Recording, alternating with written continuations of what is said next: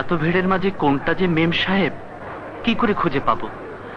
যাই ওদিকে দেখি। এটা না,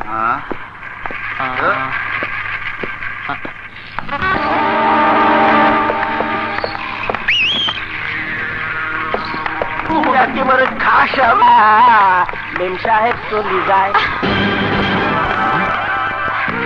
What nonsense!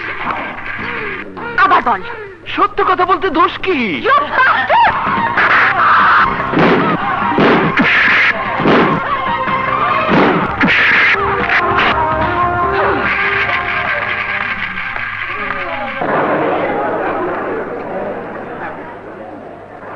হ্যাঁ, এক এক করে সবাই চলে গেল, কিন্তু মেম সাহেব কোথায় কিছুই বুঝতে পারছি না।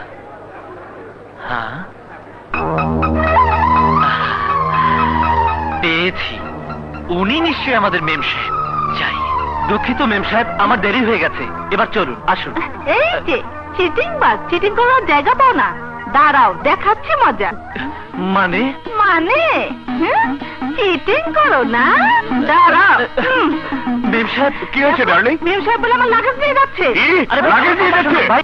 শিট, এই কি অবস্থা? থামো ভাই, থামো। আপনারা যা ভেবেছেন আমি তা নই। ওনাকে আমার মেম সাহেব মনে করে ভুল করেছি, কারণ আজ আমেরিকা থেকে আমার মেম সাহেব এসেছে, কিন্তু আমি তাকে চিনি না, তাই এই অবস্থা। ও আই ড্রাইভার, যাবে নাকি? কই যাবেন মেম সাহেব? রসুলপুর চৌধুরী বাড়ি।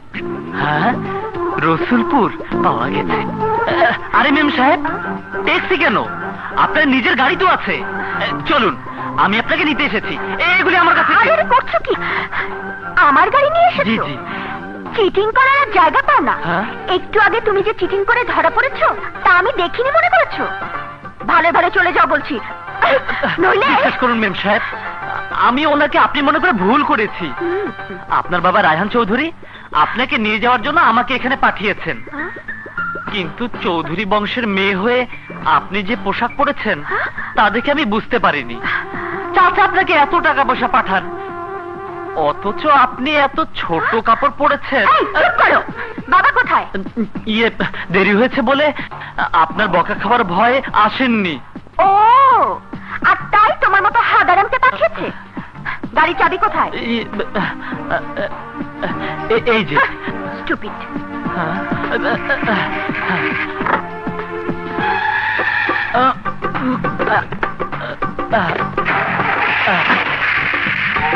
আরে আমাকে ছেড়ে যাচ্ছে।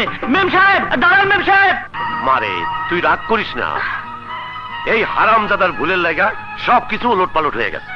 তা না হয় বুঝলাম, কিন্তু ওই বোকাটাকে না পাঠিয়ে তোমার কি যেন নাম?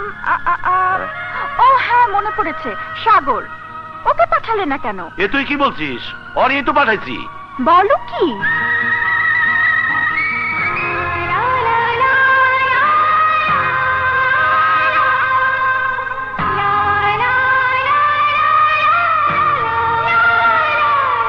কিরে একেবারে সাহেব সেজে আছস, কি ব্যাপার?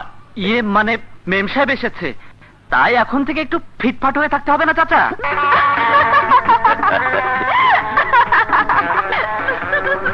I am sorry. তুমি যে সাগর তা বললে না কেন? ইয়ে বলার সুযোগ পেলাম কোথায়? হুজুর, খাওয়া দাওয়া হয়েছে। চল মা, চলো। আয় সাগর। হেঁটে আসার কষ্ট যে কি, শুধু সরি বললে কি তা শেষ হয়ে যায়?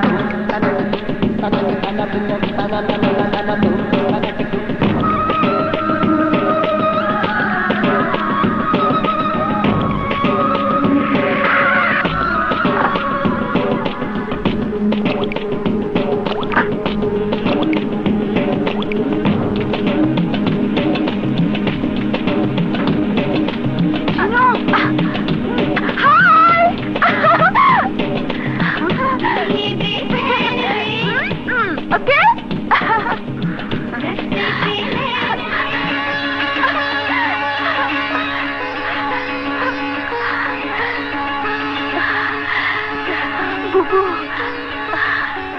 বুবু ঝিনুক লক্ষ্মী বোনা ঝিনুক ঝিনুক তুই কত বড় হয়ে গেছিস কতদিন তোকে দেখিনি তুই কেমন আছিস বোন ভালো তুমি কেমন আছো বুবু ভালো তোর দুলাভাই তোকে দাওয়াত করেছে তাই কবে যাবি শুনি কি হলো বল আর তুমি কি করে ভাবলে তোমার স্বামী দাওয়াত আমি কবুল করবো বাবা তো অনেক আগেই তোমাকে তোমার ভাগের সব সম্পত্তি দিয়ে সম্পর্ক ছিন্ন করে দিয়েছে তারপরেও কোন মুখ নিয়ে তুমি এখানে এসেছো মনে রেখো বাবার মনে কষ্ট দিয়ে আমি তোমার সাথে সম্পর্ক রাখবো না যাও আর কোনোদিন বাবার অজান্তে তুমি আমার সাথে দেখা করতে এসো না যাও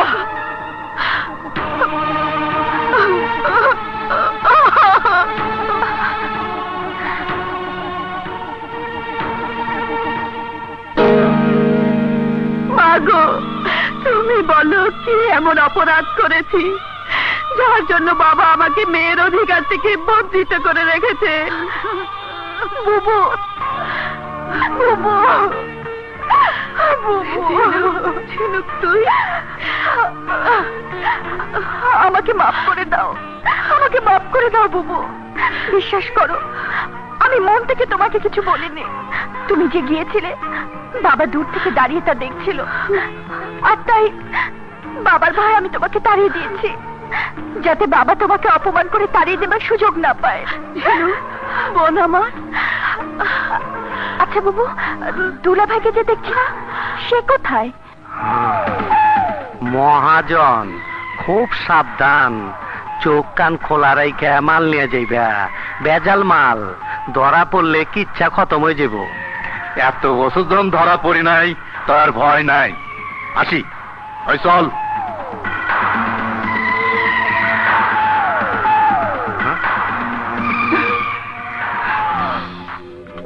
কিরে কইছি না খবর না দিলে আবি না তোমার খবরের লেগে আর কত পয়সা থাকুম হ্যাঁ বুঝছি নে ধর জলদি কেটে পড় যা তাই জেসমিন আর ঢালুর বিয়ার কি করলা কথা যখন দিছি তখন সময় হলে কাম সাইরা ফেলাম এইরকম আশা দিয়ে তো এতটা বছর আমার ফাঁকি দিছ বউ কইরা ঘরে তুলে নাও নাই কথা ছিল চৌধুরী সাহেবের মায়েরে বিয়া কইরা সম্পত্তির ভাগ পাওয়ার পর তারে ছাইরা দিয়া আমারই নিয়ে ঘর করবা কিন্তু কই তা তো তুমি করো নাই করি নাই তাতে কি চৌধুরীর মাইয়ার চাইতে তরে কি কম সুখে রাখছি টাকা পয়সা বাড়ি সম্পত্তি দিয়া তো তোর রাজরানীর হারেই রাখছি কেন বুঝোস না মিলিরে ছাইরা দিয়া তোর লগে যদি ঘর সংসার করতাম তাহলে তো চৌধুরী আমার কিচ্ছা খতম করে দিত আমি জেলের ভাত খাইতাম আর তুই সারা জীবন কপাল থাপাইতি যা তোর দুঃখ তোর বোনের দিয়ে দূর করে দেবো কথাটা মনে রাখো আরে যা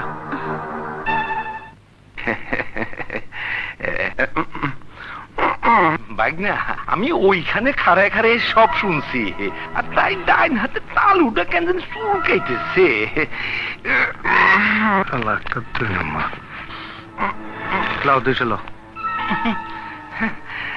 চুলকানি কমতেছে না কেন আরে বুঝছি ল ল পুরোটাই ল যাও যাও যাও